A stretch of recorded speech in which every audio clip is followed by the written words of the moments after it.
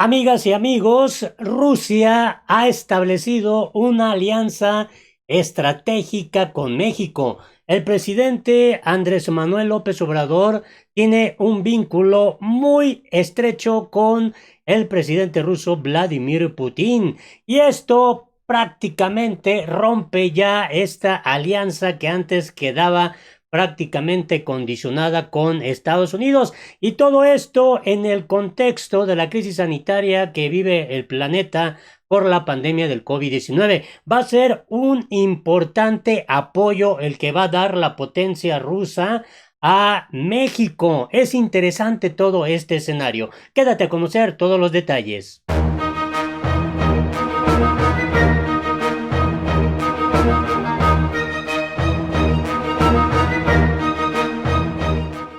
Hola, me da mucho gusto saludarte este miércoles 9 de septiembre del 2020.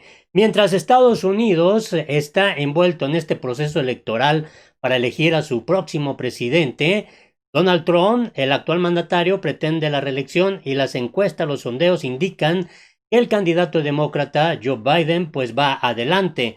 Se habla muy presumiblemente que el Partido Demócrata estaría ganando la Casa Blanca, aunque hay analistas expertos en esta materia que dicen que no se deben de confiar porque el candidato republicano Donald Trump puede dar la sorpresa y lograr la reelección. Y en este escenario en el que Estados Unidos también es el país con más casos de contagios y fallecimientos en el planeta, de hecho se ubica en primer lugar y sigue lidiando con esta crisis sanitaria que ha sido pues un factor muy negativo para Donald Trump y también su consecuente manejo de la crisis económica. Está obviamente muy entretenido el presidente Donald Trump en este escenario, el proceso electoral, su reelección, la crisis sanitaria, la crisis económica y bueno, sus pleitos que trae también con países tanto aliados como enemigos, en fin.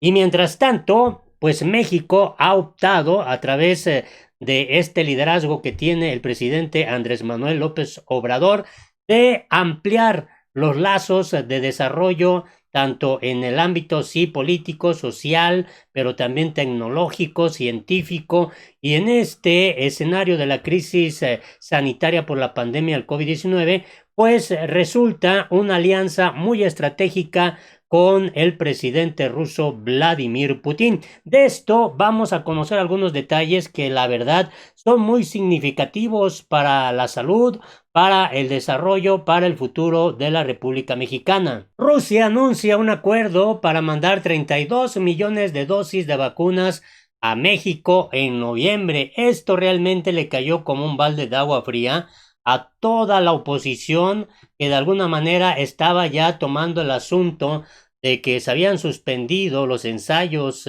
científicos para la vacuna en México y comenzó toda una andanada de críticas, una campaña mediática para tratar de desacreditar el gobierno de López Obrador en cuanto al manejo de la crisis sanitaria. Pero Rusia y México firmaron un acuerdo para garantizar el suministro de 32 millones de vacunas contra el COVID-19. Sputnik V, las cuales se comenzarían a distribuir durante noviembre de 2020, a reserva de la aprobación por parte de las autoridades reguladoras gubernamentales mexicanas, según lo comunicó el Fondo Ruso de Inversión Directa. Así es como se está dando a conocer esta información. Hace un mes, el 11 de agosto, el gobierno ruso registró la primera vacuna contra el coronavirus, misma que se administraría a grupos de riesgo, es decir, personas de la tercera edad o con comorbilidad como diabetes, hipertensión u obesidad. Pese a que levantó mucha polémica en la comunidad internacional por la presunta falta de ensayos, así como el bajo perfil de la misma que tuvo el gobierno de Vladimir Putin con ella, el gobierno mexicano no descartó adquirir el fármaco y a través del secretario de Relaciones Exteriores, Marcelo Ebrard, se informó que Rusia enviaría a México 2,000 dosis de vacunas Sputnik V para aplicarlas en fase 3 de prueba.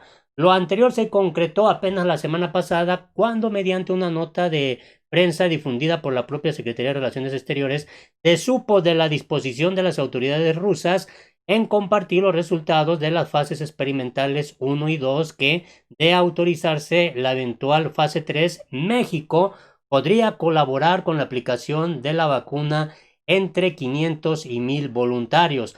Además, explicó que se trata de una vacuna con 2 dosis. Tras aplicar la primera, se dejan pasar 21 días para aplicar de manera intramuscular la segunda.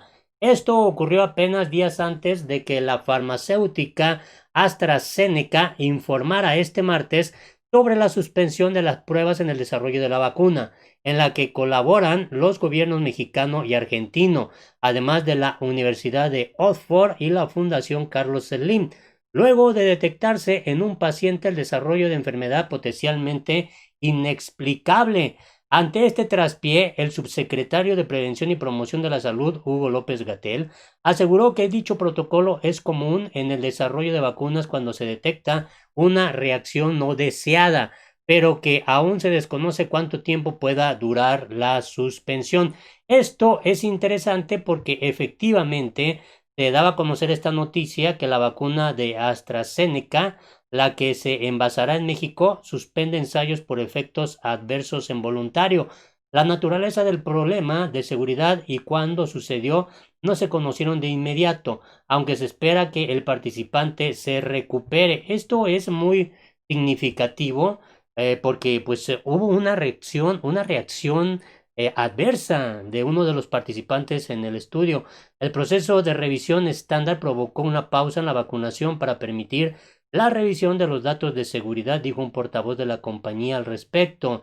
El estudio está probando una vacuna COVID-19 que están desarrollando los investigadores de AstraZeneca y la Universidad de Oxford en sitios que incluyen los Estados Unidos y el Reino Unido, donde se informó el evento adverso. 9 importantes desarrolladores de vacuna en Estados Unidos y Europa se comprometieron este día a mantener los estándares científicos de seguridad y eficacia para sus vacunas experimentales, a pesar de la urgencia de contener la pandemia del COVID-19. Y bueno, resulta interesante esto que también se ha dado a conocer. La Organización Mundial de la Salud estima que vacuna contra COVID-19 no será masiva antes del 2022. Tomia Swaminathan, jefa de científicos de la OMS, dijo que desde la organización se maneja como escenario más optimista la primera llegada de vacunas a diversos países a mediados del próximo año. Es decir, que no está tan cerca esta pues determinación de soltar la vacuna para que se comience a aplicar a nivel global. Así es como esta jefa de científicos de la OMS advierte que no espera que las posibles vacunas contra el COVID-19 estén disponibles para la población general antes de 2 años, aunque los primeros grupos de riesgo podrían ser inmunizados a mediados del 2021. Muchos piensan que a principios del próximo año llegará una panacea que lo resuelva todo, pero no va a ser así. Hay un largo proceso de evaluación, licencia, fabricación y distribución, subrayó la experta india en una sesión de preguntas y respuestas con internautas a través de las redes sociales.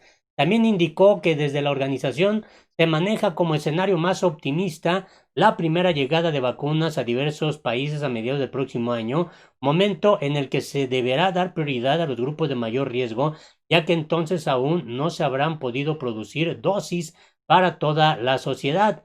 Es la primera vez en la historia que necesitamos miles de millones de dosis de una vacuna, afirmó la científica en jefe de la OMS, quien explicó que como mucho en las campañas masivas de vacunación anuales contra otras enfermedades se necesitan cientos de millones de dosis. En la selección de grupos prioritarios para recibir la vacuna, la experta india insistió en que los trabajadores sanitarios deberían ser los primeros y en cuanto lleguen más dosis, se haga de llegar a los más mayores, a personas con otras enfermedades, para ir así cubriendo más y más población, un proceso que llevará un par de años. Hasta entonces, subrayó la jefa científica, la gente debe ser disciplinada, dando a entender que deberán continuar las medidas preventivas actuales, distanciamiento físico, mascarillas, higiene de manos o similares. La científica también explicó a los internautas el funcionamiento de COVAX, el programa con el que la OMS y organizaciones internacionales ayudan financieramente a la investigación de vacunas contra el COVID-19 a cambio de que se garantice una distribución de esta en todo el mundo, no solo en las naciones más ricas. Destacó que cerca de un centenar de países en desarrollo podrían beneficiarse de este programa y que más de 70 se han mostrado interesados en participar. Para ello, COVAX está en negociaciones con las principales firmas e instituciones que investigan vacunas contra la COVID-19 en todo el mundo para adquirir grandes cantidades de dosis cuando éstas hayan probado su eficacia y seguridad. Sobre el precio aproximado de la dosis, también indicó que actualmente parece que podría oscilar entre los 2 y los $30 estadounidenses, aunque aseguró que el mercado es muy dinámico y cambiará a medida que más vacunas sean disponibles. También recordó que la mayoría de los estados vacunan a sus ciudadanos gratuitamente o sin apenas coste directo para los bolsillos de los pacientes.